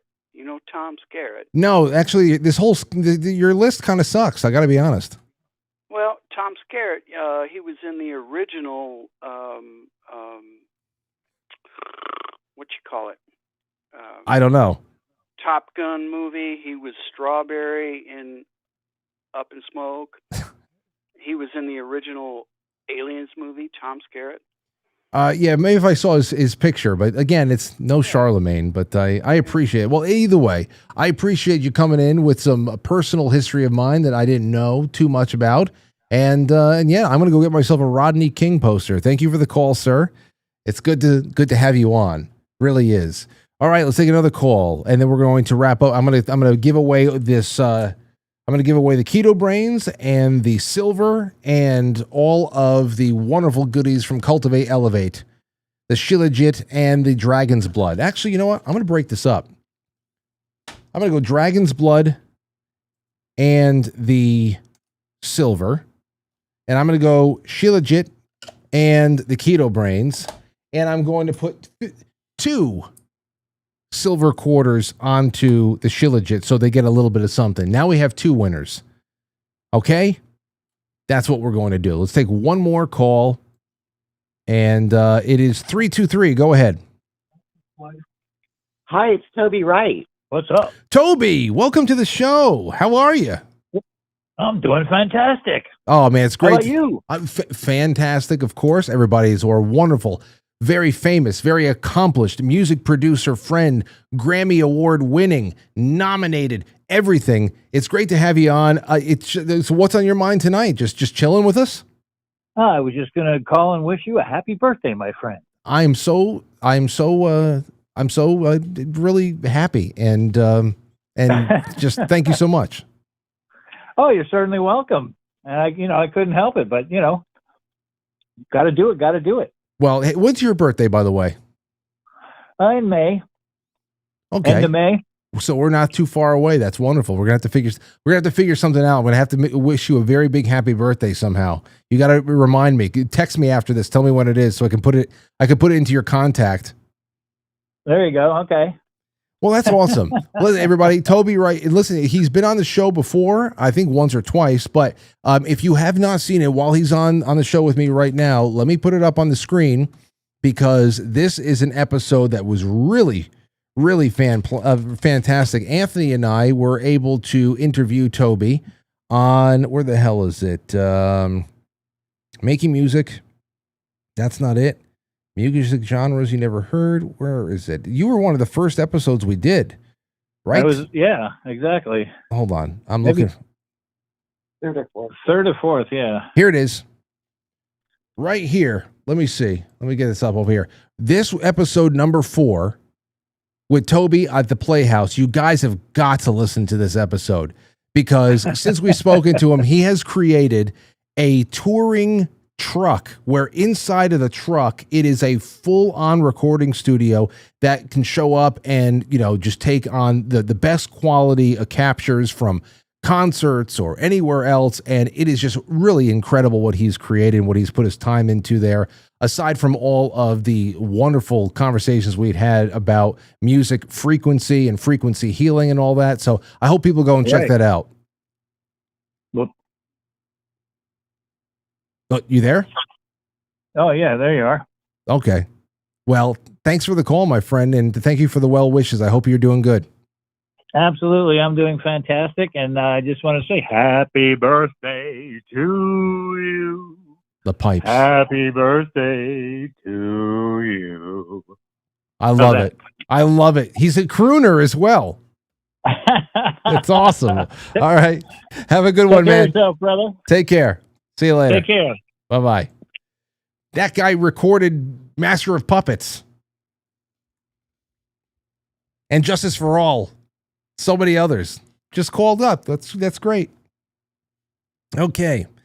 All right. So I think that's good. That's good for tonight. Tom Wilbur. Now let me just read the last of these super chats. There's not many, and I've been staying on top of the names. Tom Wilbur.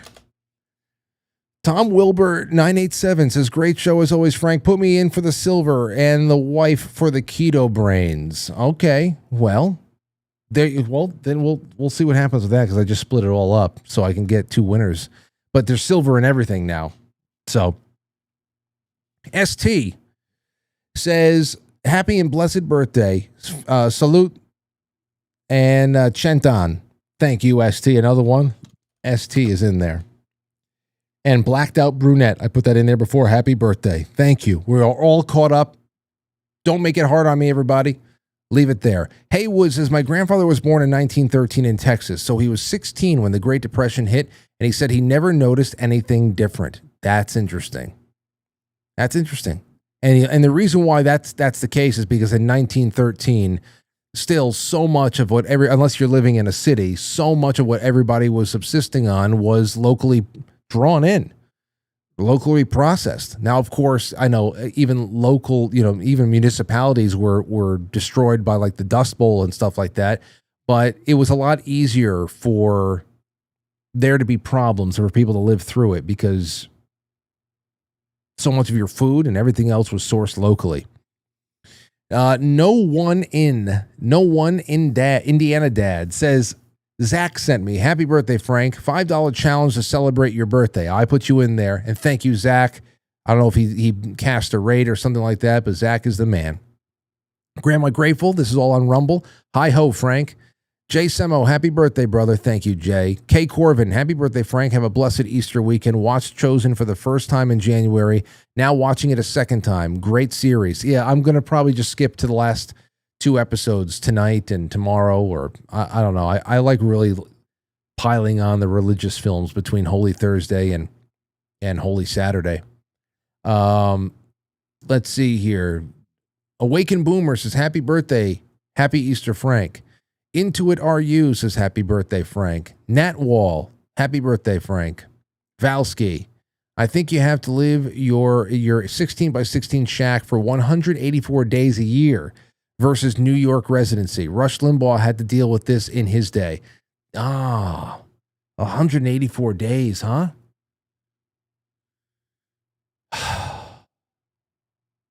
Well, I can always put a green screen behind me, say I'm in Kentucky or something. I'll figure it out. Thank you, Valsky, for helping me get a little bit farther down the line with all the whatever I need there. That's wonderful of you. Over on Badlands, Kit CSO says, I'm in. Yes, indeed, you are. Thank you, my friend. And now we're just going to run through Pilled real quick. I'm going to read it after the fact. It's just names. Vesper, JR, they've all been recorded.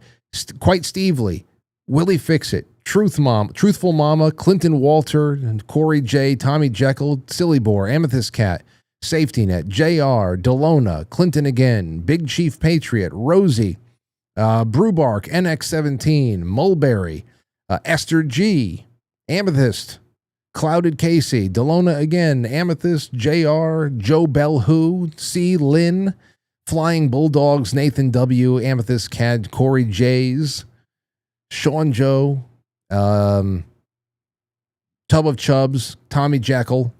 I'm just trying to get names I haven't seen before, and then I'll read them all individually later. Kobe Wan, Dewdrop, and Miss Maniac. Kelly, killing me out there. The love I'm seeing on Pilled tonight is really heart-stopping. Thank you, guys. NX17 and Amethyst Cat. I'm going to get to you guys in the flip side. I promise you that. Okay, here we go. I have 178 entries here. And who is going to win? Well, first, the runner-up. Let's get, actually, to hell with it. 2 silver quarters is 4 silver quarters. 4 silver quarters. And a bag of Keto Brains and the Shilajit from Cultivate Elevate. Who is the winner? Not your mom. Not your mom. So not your mom, get in touch with me. There you go. And who is the grand prize winner? The grand prize winner is Truthful Mama. Truthful Mama. I think those are 2 first-time winners. I'm pretty sure. Not Your Mom and Truthful Mama. 2 mamas won tonight. Congratulations, Truthful Mama and Not Your Mom. Get in touch with me. Truthful Mama wins the Dragon's Blood and the silver, and I will throw in my band CD from 2017, and I just thank you all so much for everything. It's been a wonderful night. I hope you have nothing but the best of Easters, and when we come back on Monday, we're going to be refreshed. We're going to have the hope of the resurrection in our hearts. And all the best to you. Dragon Sage is happy. Thank you, Dragon Sage and K92945954. All the best to you guys this weekend. Really, really wonderful stuff. Okay, and again, thank you to Badlands. I'll catch you guys on the flip side. We're not done yet. So if you want to come over, I'm putting the link in the chat room. We'll talk until the lights go out, and that's when the real shit comes out. Come to the flip side, yo. There it is. There it is. And if you don't see the link, if you don't see it, then just go to quitefrankly.tv and press play. And I'll see you next time. All the best. I'll catch you on the flip side.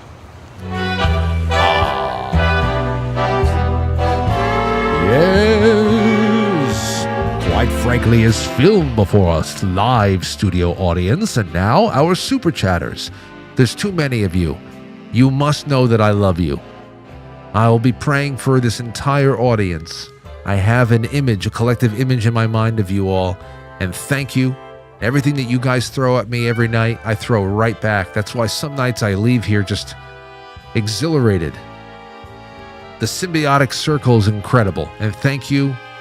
And all the best to you. Happy Easter. All right, don't go anywhere, because this stream is uninterrupted if you're on quitefrankly.tv right now or pilled.net. So click those links. We have a few more minutes to go. And it's always so randy.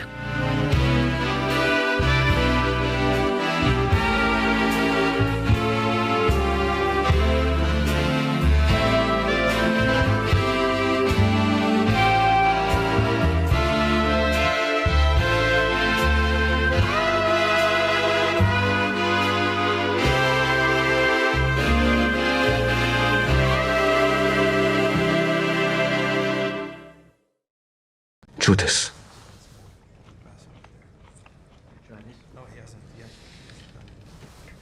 He has you now.